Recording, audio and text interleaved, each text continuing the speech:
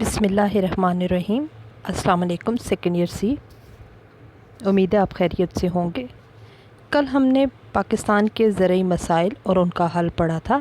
آج ہم پاکستان کے صنعتی شعبے کے مسائل اور ان کا حل جو ہے پڑھیں گے، اور حکومت کے اقدامات بھی پڑھیں گے جو اس نے صنعتی شعبے کی ترقی کے لیے کیے۔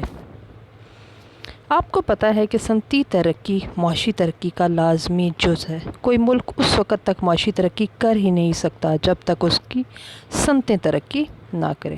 جب ملک میں صنعتی ترقی ہوگی تو اس کے نتیجے میں جو باقی سارے شعبے ہیں وہ بھی آگے بڑھیں گے اور تمام شعبے جو ہیں وہ ترقی کریں گے۔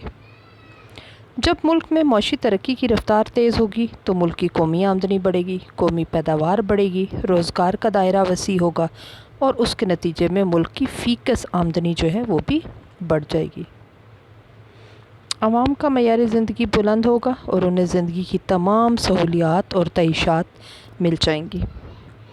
اگر آپ ترقی یافتہ ممالک کی طرف دیکھیں تو آپ دیکھتے ہیں کہ جو دنیا میں آج جو ممالک ہمیں ترقی یافتہ نظر آتے ہیں، کبھی کسی ٹائم میں یہ ممالک بھی زرعی ممالک تھے، پسماندہ ممالک ہوا کرتے تھے، لیکن ان ممالک نے زراعت کے ساتھ ساتھ صنعتی ترقی کی طرف زور دیا اور وہ صنعتی لحاظ سے مضبوط ہونے کی بنا پر ترقی یافتہ ممالک کہلانے لگے۔ ان ممالک میں امریکہ، برطانیہ، جاپان، فرانس، جرمنی اور روس وغیرہ شامل ہیں۔ اگر ہم پاکستان کی معیشت کا جو ہے وہ جائزہ لیں تو ہم ابھی پیچھے ہی کل کے لیکچر میں ہم نے پڑھا تھا کہ بنیادی طور پر پاکستان ایک زرعی ملک ہے اور زرعی شعبہ جو ہے وہ ہمارا زیادہ پسماندہ ہے، لیکن ہماری آبادی کے 70% افراد کا تعلق بالواسطہ یا بلا واسطہ زرعی شعبے سے ہے، لیکن اس کے باوجود صنعتی شعبے کی اہمیت سے انکار نہیں کیا جا سکتا۔ قومی آمدنی کا دوسرا اہم ذریعہ صنعتیں ہیں۔ ہماری خام کو ملکی پیداوار یعنی جو جی ڈی پی ہے، گراس ڈومیسٹک پروڈکٹ، اس کا تقریباً 20.9% صنعتی شعبے سے حاصل ہوتا ہے۔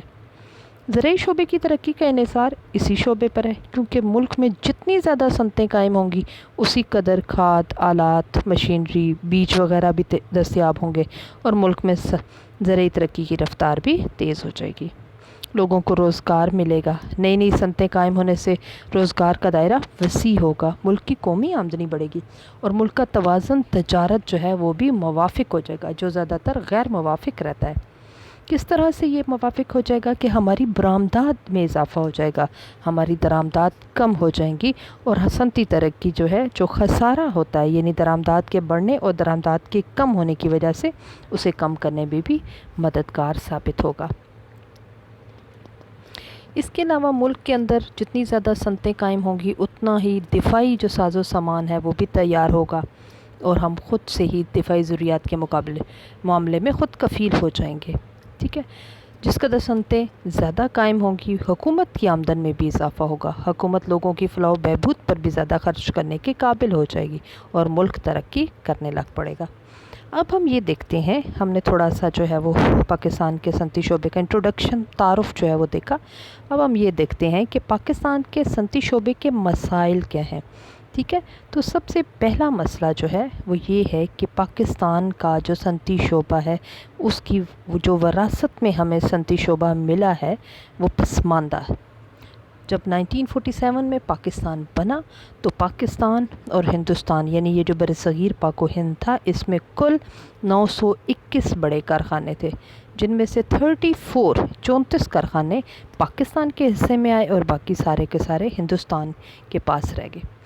پاکستان کے حصے میں جو صنعتیں آئیں، جو کارخانے آئے، ان میں سوتی کپڑا، سیمنٹ، شیشہ سازی، ماچس، چاول چھڑنے، آٹا پیسنے کے کارخانے تھے۔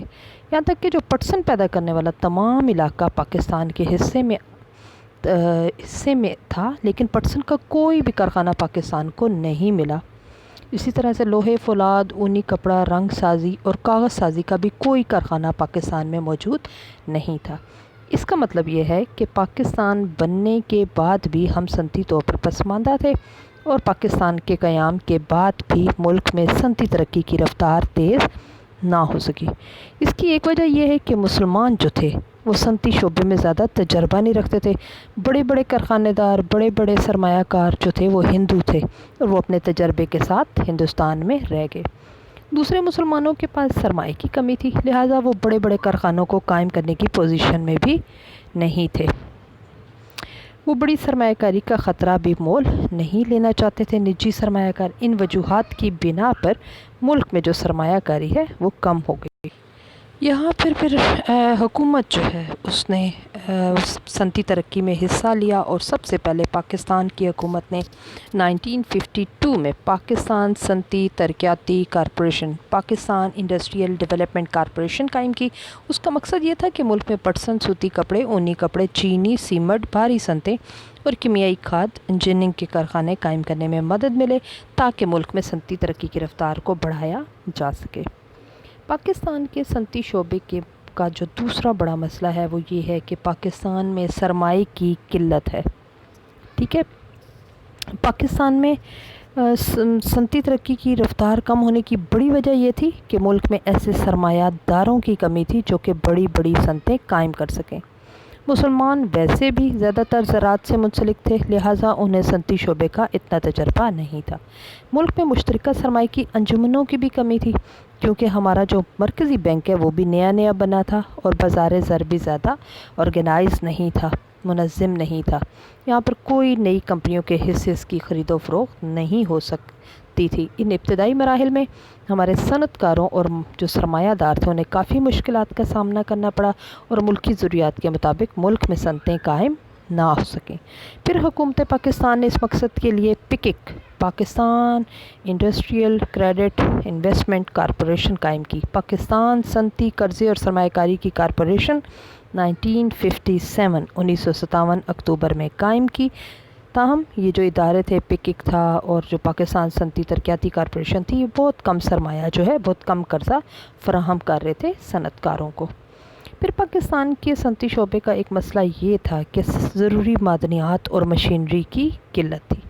پاکستان بننے کے بعد ضروریات زندگی کی اشیاء دوسرے ممالک سے منگوانا پڑ رہی تھی، کیونکہ ملک میں اشیاء سرمایہ کا کوئی قابل ذکر کارخانہ نہیں تھا، لہذا کارخانوں کے قیام کے لیے ضروری مشینری بھی دوسرے ممالک سے درآمد کرنا پڑتی تھی، جس کے لیے وافر مقدار میں زرعی مبادلہ چاہیے تھا، جس کی اپنے ملک میں قلت تھی، کیونکہ ہماری برآمدات چند ایک زرعی اشیاء پر مشتمل تھی، اور آپ کو پتہ ہے کہ زرعی جو اشیاء ہوتی ہیں ان کی بین الاقوامی منڈی میں قیمت کم ہوتی ہے۔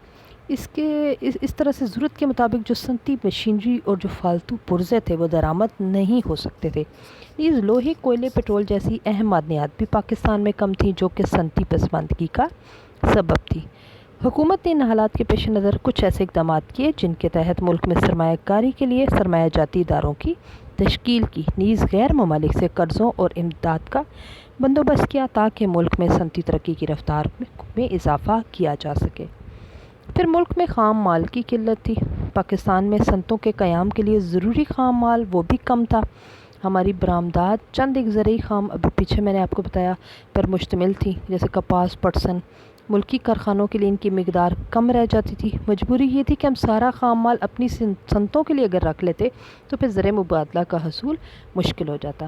حکومت کی پالیسی یہی رہی کہ کچھ خام مال برآمد کر دیا جائے، اس کے بدلے زرعی مبادلہ کمایا جائے، اور خام مال کی صورت میں ایک مسئلہ ایک اور یہ بھی تھا کہ اکثر و بیشتر کارخانے ایسے تھے جن کے لیے خام مال بھی باہر سے درآمد کرنا پڑتا تھا، اور یہ ایک اہم مسئلہ تھا۔ زرعی مبادلہ کی قلت کی وجہ سے ہمیں ان مقاصد کے لیے غیر ممالک سے زیادہ قرضے حاصل کرنے پڑے، اور اس وجہ سے پاکستان میں قرضوں کا بوجھ جو ہے وہ بڑھتا چلا گیا۔ اس کے بعد پاکستان میں تربیت یافتہ جو عملہ ہے، افراد ہیں، ان کی کمی ہے، کیونکہ پاکستان جب بنا تو پاکستان میں جو خواندگی تھی، لٹریسی ریٹ، وہ صرف 13% تھا، یعنی کہ 13% تھا، اور باقی 87% لوگ ان پڑھ تھے۔ ابھی بھی آپ دیکھنے کہ یہ 60 سے 62% ہمارے پاس لٹریسی ریٹ ہے، باقی لوگ ان پڑھ ہیں۔ جہالت تھی اس وقت، نہ تجربہ کاری تھی، ایسے لوگوں کی کمی تھی جو تربیت یافتہ ہوں، ہنرمند ہوں، جو صنعتوں کو چلا سکیں۔ یہی وجہ ہے کہ پاکستان بننے کے بعد ہمیں غیر ملکی ماہرین اور تربیت یافتہ لوگوں پر انحصار کرنا پڑا۔ ملک میں آبادی کا دباؤ تو زیادہ تھا، شرح افزائش بھی زیادہ تھی، لیکن تربیت یافتہ افراد جو تھے وہ کم تھے۔ اس کی وجہ سے بھی پاکستان کی صنعتی ترقی متاثر ہوئی۔ پھر پاکستان میں گھریلو صنعتوں کے بھی مسائل تھے۔ پاکستان میں گھریلو صنعتیں بھی زیادہ نہیں تھیں، عام لوگ زراعت سے منسلک تھے، لہٰذا وہ چھوٹی صنعتوں کی طرف توجہ ہی نہیں دیتے تھے۔ حالانکہ جو چھوٹی صنعتیں ہیں وہ ملک کی معاشی ترقی میں اہم کردار ادا کر سکتی ہیں، لیکن سرمایہ کی قلت، لوگوں کی ناتجربہ کاری، چھوٹی صنعتوں کے لیے خام مال کی دقت، حصول میں دقت اور ناقص نظام فروختگی یعنی کہ اشیاء کو فروخت کرنے کا نظام ایسے مسئلے ہیں جن کی وجہ سے ملک میں چھوٹی صنعتیں بھی ضرورت کے مطابق قائم اس وقت نہ ہو سکیں اور بڑی صنعتوں کے ساتھ یہ شعبہ جو ہے یہ بھی پسماندہ رہ گیا۔ پاکستان کی صنعتوں کو غیر ملکی مقابلہ جو ہے وہ کرنا پڑتا ہے، غیر ممالک کے ساتھ مقابلہ کرنا پڑتا ہے۔ غیر ممالک آپ کو پتہ ہے کہ جو ان کی اشیاء ہوتی ہیں وہ معیار کے لحاظ سے بڑھیا ہوتی ہیں، اچھے معیار کی ہوتی ہیں، اور ہماری جو اشیاء ہوتی ہیں وہ معیار کے لحاظ سے گھٹیا ہیں، غیر معیاری ہیں، تو وہ ایسی اشیاء نہیں خریدتے۔ لہٰذا ایسی صورت میں حکومت نے تامین کی پالیسی اختیار کی، یعنی پروٹیکشن پالیسی، ہم اسے 5 چیپٹر میں پڑھ چکے ہیں۔ ملکی صنعت کاروں کو غیر ملکی اشیاء کے مقابلے سے نجات دلانے کے لیے یا تو مکمل طور پر غیر ملکی اشیاء پر پابندی عائد کر دی یا ان پر بھاری محصول عائد کر دیا تاکہ ان کی قیمت اس قدر زیادہ ہو جائے کہ لوگ مجبوراً پاکستان کی بنی ہوئی سستی چیزیں ہی خریدیں۔ بہرحال یہ ایک ایسا مسئلہ ہے جو کہ ملک کی صنعتی ترقی کی راہ میں ایک بہت بڑی رکاوٹ آپ کہہ سکتے ہیں کہ ہے۔ پھر پاکستان میں فضول رسومات اور تقدیر پرستی ہے۔ ہمارے عوام جو ہیں ان کی اکثریت جاہل ہے، ان پڑھ ہے، بچتوں کی کمی ہے، آمدن کم ہے تو بچت بھی کم ہے، لہٰذا سرمایہ کاری جو ہے وہ بھی کم ہے، جس کی وجہ سے لوگ جو ہے ان کی آمدن کے کم ہونے کی وجہ سے، فیکس آمدنی کم ہونے کی وجہ سے معیار زندگی پست ہے اور صنعتی پیداوار جو ہے وہ بھی کم ہو جاتی ہے۔ پاکستان میں کمزور بنیادی صنعتی ڈھانچہ ہے۔ پاکستان میں جو صنعتی ڈھانچہ ہے یعنی صنعتی ترقی کے لیے جو چیزیں ضرورت ہوتی ہیں جیسے بجلی، گیس، تیل وغیرہ، ایندھن وغیرہ، آپ کو پتہ ہے کہ بجلی کی لوڈ شیڈنگ ہے، تیل کی بڑھتی ہوئی قیمتیں ہیں، آمد و رفت کے کم ترقی یافتہ ذرائع ہیں جو کہ صنعتی ترقی کے لیے بہت بڑا مسئلہ بنے ہوئے ہیں۔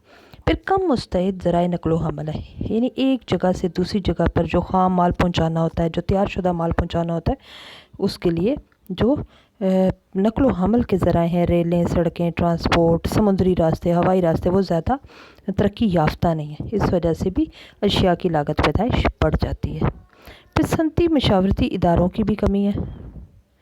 پاکستان میں صنعتی مشاورت اور سرمایہ کاری کی ترغیب دینے والے ادارے نہ صرف کم ہیں بلکہ ان کی اصلاحات، انداز و طریقہ کار بھی ترقی یافتہ ممالک کا مقابلہ نہیں کر سکتے۔ پھر عالمی تجارتی تنظیم کی طرف سے بھی پاکستان کو خطرہ ہے، یعنی WTO کی طرف سے۔ WTO کے قوانین سے آزاد تجارت کی پالیسی کو تقویت حاصل ہوگی، جبکہ پاکستان جیسے ترقی پذیر ممالک کی جو مقامی صنعتیں ہیں ان کو دھچکا لگنے کا خطرہ ہے۔ کیوں؟ اس لیے کہ جو بین الاقوامی سطح پر دوسرے جو ممالک ہیں ان کی اشیاء کا معیار بہتر ہے اور وہ پاکستان کی جو غیر معیاری اشیاء ہے ان کا اور معیاری اشیاء کا مقابلہ نہیں ہو سکتا، اس لیے عالمی تجارتی تنظیم کی طرف سے اس کو خطرہ رہتا ہے۔ مصنوعات کا پست معیار ہے پاکستان میں، جو اشیاء بنائی جاتی ہیں ان صنعتوں میں ان کا معیار پست ہے، پھر ان کی طلب بھی کم ہوتی ہے اور صارفین جو ہیں وہ بھی ان کی خریداری پر زیادہ توجہ نہیں دیتے بلکہ زیادہ تر امپورٹڈ جیسے چیزیں باہر کے ممالک سے آنے والی اشیاء کو خرید لیتے ہیں۔ پھر پاکستان کی منڈیاں محدود ہیں، مہنگائی صارفین کی قوت خرید کو کم کر دیتی ہے، جبکہ پاکستان میں لوگوں کی آمدنیاں کم ہیں اور ضروریات کا بوجھ جو ہے وہ زیادہ ہے، لہٰذا مقامی صنعتوں کی پیداوار کی منڈی محدود ہو کر رہ گئی ہے۔ پھر جو ہے وہ صنعتی تحقیق عدم توجہی کا شکار ہے۔ ایک ترقی پذیر ملک ہونے کی وجہ سے پاکستان میں صنعتی تحقیق، نئی ریسرچ، ایجادات، کوالٹی کنٹرول پر کوئی توجہ نہیں دی جاتی، لہٰذا صنعتی پسماندگی سے دوچار ہونا پڑتا ہے۔ پھر اسمگلنگ ہے، غیر قانونی درآمدات ہے۔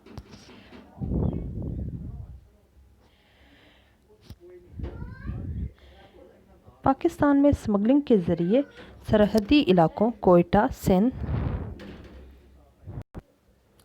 اور پنجاب کے بارڈر سے اکثر غیر ملکی اشیاء غیر قانونی طریقوں سے مارکیٹ میں پہنچ جاتی ہیں جو کہ ملکی مصنوعات کے مقابلے میں بہتر معیار کی ہوتی ہیں، تو لوگ ان کو خریدنا چاہتے ہوتے ہیں، ان کو ترجیح دیتے ہیں، لہٰذا جو ملک کی صنعت ہے اس پر اچھا اثر نہیں پڑتا۔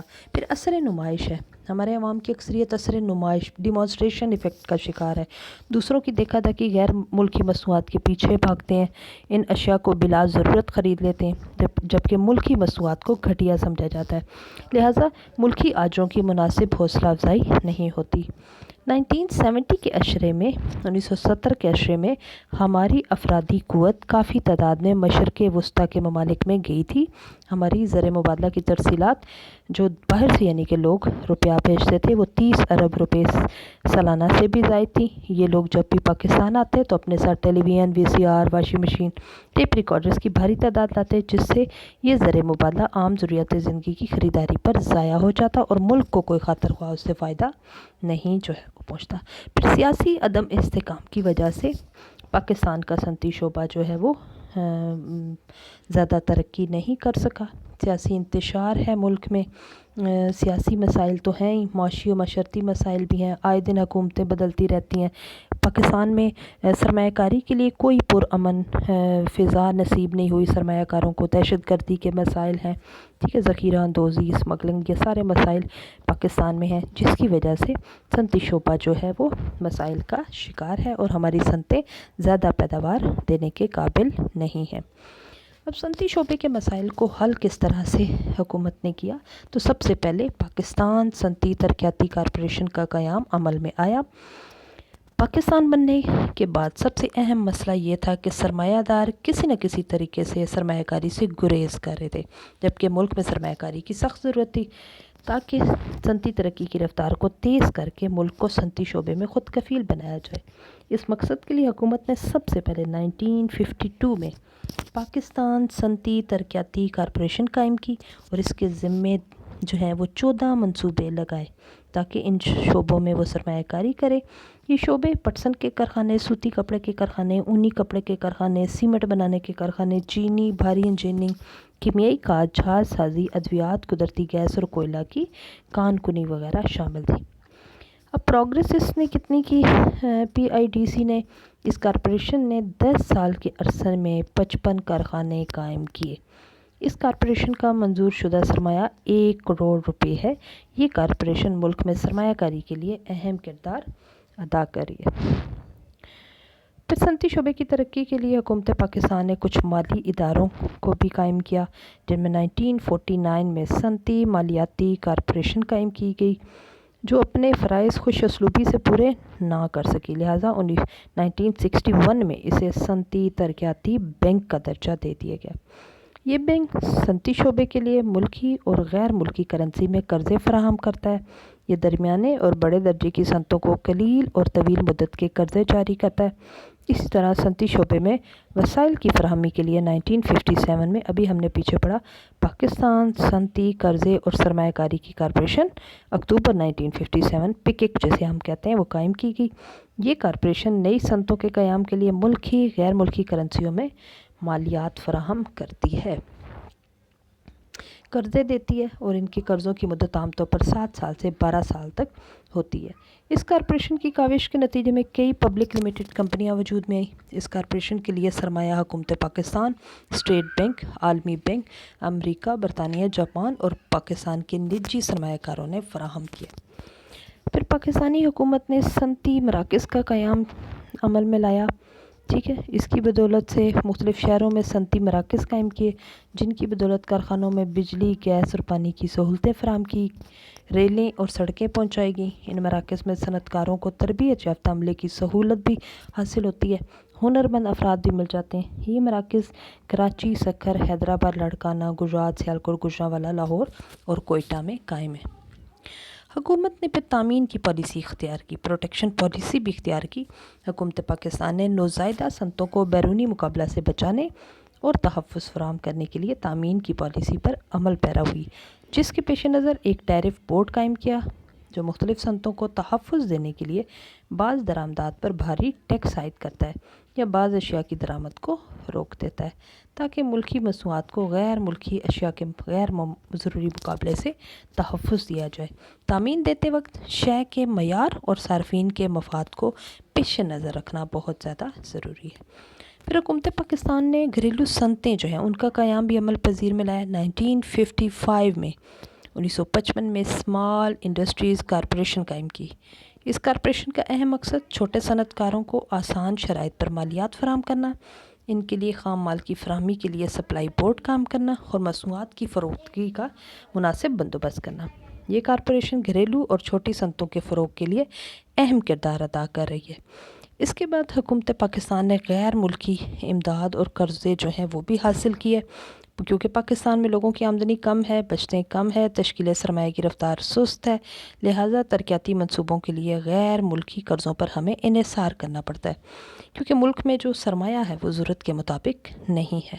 لہٰذا حکومت نے صنعتی ترقی کے لیے مختلف بین الاقوامی ادارے جیسے عالمی بینک، عالمی مالیاتی کارپوریشن، اسلامی ترقیاتی بینک، مختلف ترقی یافتہ ممالک ان سے غیر ملکی زر کی صورت میں، غیر ملکی کرنسی کی صورت میں قرضے حاصل کر کے صنعت کاروں کو فراہم کیے، جس سے ملک کی صنعتی ترقی کی رفتار میں خاصی پیش رفت ہوئی ہے۔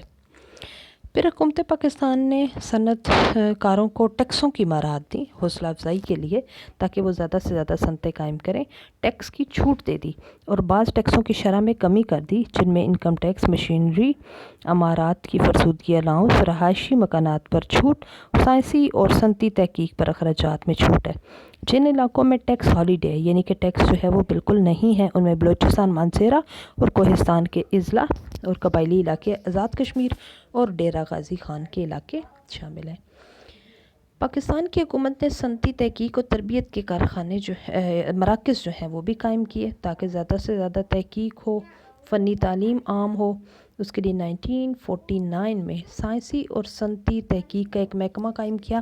1953 میں ریسرچ کونسل کا قیام عمل میں آیا، جس کے تحت کراچی، لاہور، پشاور میں ریسرچ لیبارٹریاں قائم کی۔ 1959 میں امریکہ کے ایک ادارے IAT، امریکہ انڈسٹریل ڈیولپمنٹ کے تعاون سے پاکستان صنعتی فنی امداد کا سینٹر لاہور میں قائم کیا۔ 1955 میں سویڈش کے تعاون سے Swedish Pakistan institute of technology قائم کیا، جو چھوٹی صنعتوں کے آجروں اور ارکان کو تربیت دیتا ہے۔ پھر صنعتی مشاورتی مراکز کا قائم کیا۔ یہ کونسل صنعتی کارکنوں کی نجی اصطلاحات کو بہتر بنانے میں مدد دیتی ہے۔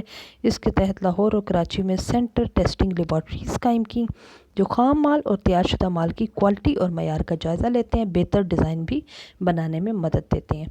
پھر پاکستان کی جو صنعتیں بیمار تھیں ان کی بحالی کے لیے بھی قائم کیا۔ ان میں اکثر جو صنعتی یونٹ ٹیکسٹائل، رائس جو صنعتیں تھیں، عرصہ طویل سے یہ خسارے میں تھیں، بند پڑی ہوئی تھیں، ان کی بحالی کے ضروری تھی۔ پھر ان کو نجکاری کر کے، یعنی پرائیویٹ کر کے ان کو چالو کیا گیا اور پھر ان کو نفع آور بھی بنایا گیا۔ حکومت پاکستان نے صنعتی خام مال کی بلا تعطل فراہمی بھی کی، اس کی رسد میں بھی اضافہ کیا، تاکہ نجی صنعت کاروں اور حکومتی اداروں کو مل کر جو ہے وہ کام کریں اور انہیں آسانی کے ساتھ بلا تاخیر، بلا تعطل جو ہے خام مال مل جائے۔ توانائی کی باقاعدہ رسد کی، یعنی بجلی گیس کی ضرورت جو ہے آپ کو پتہ ہے کہ اس کو ضرورت کو پورا کرنے کے لیے لوڈ شیڈنگ کا بھی واپڈا کو سہارا لینا پڑا، جس سے صنعتی یونٹ وقتی طور پر پیداوار جاری نہیں رکھ سکتے، لیکن توانائی کے متبادل ذرائع کی تلاش اور موجودہ ذرائع کی استطاعت میں اضافہ صنعتی ترقی کے لیے بہت زیادہ ضروری ہے۔ پھر اشیاء کی درجہ بندی اور بہتر معیار جو ہے وہ پیدا کیا گیا، ٹھیک ہے، بہتر معیار، پرکشش پیکنگ گاہک کو متاثر کرتی ہے، ٹھیک ہے، تاکہ یہ اشیاء دوسرے ممالک کی اشیاء کے ساتھ مقابلہ کر سکیں۔ پھر صنعتوں میں مزدور مالک کے تعلقات کو خوشگوار بنایا گیا، تاکہ وہ ہڑتالوں سے باز آئیں، پیداوار میں اضافہ ہو اور جو صنعتی شعبہ ہے وہ ترقی کرے۔ اور NPA کے پاکستانی حکومت نے متوازن اور پائیدار صنعتی پالیسی بنائی، تاکہ ملک میں جو صنعتیں ہیں، صنعتی شعبہ وہ ترقی کر سکے۔ آج پر حکومت پاکستان نے صنعتوں کی ترقی کے لیے کیا کچھ کیا، تو یہ سارے جو ہم نے پاکستان کی صنعتی ترقی کے مسائل کا حل پڑھا ہے، اس کو انہوں نے سمرائز کر کے جو ہے وہ آپ نے لکھ دیں، تو یہ صنعتوں کی ترقی کے لیے حکومت نے کیا۔ آج کل کے سائنسی دور میں صنعتی ترقی معاشی ترقی کا لازمی جزء ہے، کیونکہ صنعتی ترقی کے نتیجے میں معیشت کے دیگر شعبوں کو بھی آگے بڑھنے اور نشو و نما پانے کا موقع ملتا ہے، جس سے معاشی ترقی کی رفتار تیز تر ہو جاتی ہے، قومی پیداوار بڑھتی ہے، روزگار کا دائرہ وسیع ہوتا ہے، فی کس آمدنی بڑھتی ہے، عوام کا معیار زندگی بلند ہوتا ہے، انہیں زندگی کی بہتر سہولیات، تعیشات سے لطف اندوز ہونے کا موقع ملتا ہے، اور دور جدید میں صنعتی لحاظ سے مضبوط ممالک کو ترقی یافتہ ممالک سمجھا جاتا ہے۔ پاکستان کے حوالے سے ہم نے دیکھا کہ پاکستان زرعی ملک ہے، صنعتی لحاظ سے ترقی یافتہ ممالک کے مقابلے میں بہت پیچھے ہے، اس لیے اس کا شمار ترقی پذیر ممالک میں ہوتا ہے۔ جب پاکستان بنا تو اس کے حصے میں وراثت میں صرف 34 صنعتیں کارخانے آئے، اور جو خام ملکی پیداوار ہے اس میں صنعتی پیداوار کا حصہ تقریباً 7% تھا، جو کہ بہت کم ہے۔ ابھی یہ 20.9% ہے۔ حکومت پاکستان نے جو اقدامات کیے ان میں پاکستان صنعتی ترقیاتی کارپوریشن 1952 میں قائم کی، پاکستان صنعتی ترقیاتی بینک 1961 میں قائم کیا، پاکستان صنعتی قرضے اور سرمایہ کاری کے کارپوریشن اکتوبر 1957 میں قائم کی، مختلف شہروں میں صنعتی مراکز کو قائم کیا۔ یہ سب کو سمرائز کیا جو بھی ہم نے پہلے پوائنٹس پڑھیں۔ پھر صنعتی تحقیق و تربیت کے لیے 1949 میں سائنسی اور صنعتی تحقیق کا ایک محکمہ قائم کیا، 1953 میں ریسرچ کونسل قائم کی، 1955 میں سویڈن کے تعاون سے Swedish institute of technology Swedish institute of technology قائم کیا۔ پھر بعض علاقوں میں نئی صنعتوں کے قیام کے لیے حکومت پاکستان نے ٹیکسوں کی مراعات بھی دی، صنعتی مشاورتی مراکز کا قیام عمل میں آیا، صنعتی ترقی کے لیے نجی شعبے کی حوصلہ افزائی کے لیے بھی اقدامات کیے گئے، سرمایہ کاری کی ترقی کا بیورو 1959 میں قائم کیا، تشکیل سرمایہ کو تیز کرنے کے لیے غیر ملکی امداد اور قرضے حاصل کیے گئے، اور 1955 میں اسمال انڈسٹریز کارپوریشن قائم کی۔ ان اقدامات کے نتیجے میں جو پاکستان کی خام ملکی پیداوار میں صنعتی شعبے کا حصہ ہے وہ وقت کے ساتھ ساتھ بڑھتا چلا جا رہا ہے، ٹھیک ہے، اور زیادہ جو صنعتیں ہیں پاکستان میں وہ ترقی کر رہی ہیں، ان میں سے جو مال ہے، ان کی بنی ہوئی جو اشیاء ہوتی ہیں وہ دوسرے ممالک میں بھیج کر پاکستان بہت سارا زر مبادلہ بھی کما رہا ہے۔ تو آج جو ہے وہ ہم نے پاکستان کے صنعتی شعبے کے مسائل اور ان کا حل پڑھا۔ سب سے پہلے آپ اس کی اہمیت بتائیں گے، پھر اس کے مسائل جیسے پسماندہ صنعتی وراثت، سرمایہ کی قلت، ضروری معدنیات مشینری کی قلت، خام مال کی قلت، تربیت یافتہ افراد کی کمی، گھریلو صنعتوں کے مسائل، غیر ملکی مقابلہ، فضول رسومات، تقدیر پرستی، کمزور بنیادی صنعتی ڈھانچہ، کم مستعد ذرائع نقل و حمل، صنعتی مشاورتی اداروں کی کمی، عالمی تجارتی تنظیم کی طرف سے خطرہ، مصنوعات کا پست معیار، محدود منڈیاں، صنعتی تحقیق عدم توجہی کا شکار، اسمگلنگ اور غیر قانونی درآمدات، اثر نمائش اور سیاسی عدم استحکام شامل ہے۔